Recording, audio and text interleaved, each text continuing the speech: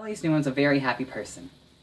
Oh, I'm happy, happy to be alive, glad, overjoyed. I'm in ecstasy. Hi, my name is Alex Perez, and that was a flawed performance.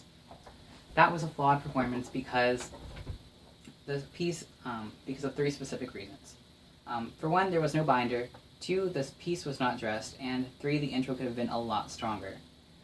So I'm here to show you how to put together a poetry piece for UIL.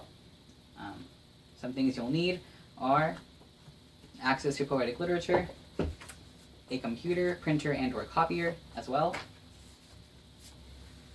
some mini page protectors, black cardstock, and a little black binder. And then also some glue and then some scissors. So when you're actually looking for poems, you want to start off with what you know you want to actually look for.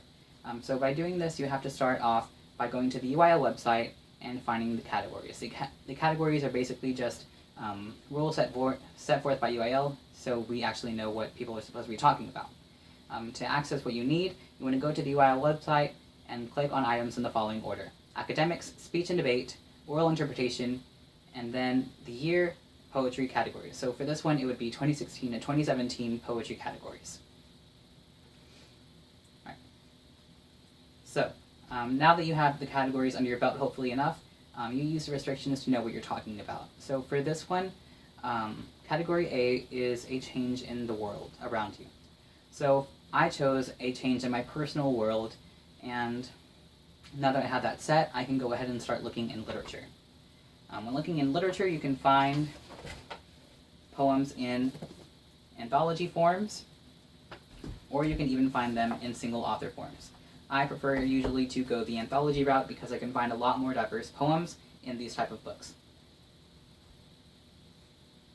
And when you actually find your poems, make sure they have some kind of common thread. So for this one, I have to look for something along the lines of being Mexican, or something about actually appreciating your culture, because this piece is going to be centered around me appreciating being Mexican. And then some suggestions are that when you find poems, go ahead and mark them down with little flags, and then go ahead and go to a copier if you can and copy the poems that you want.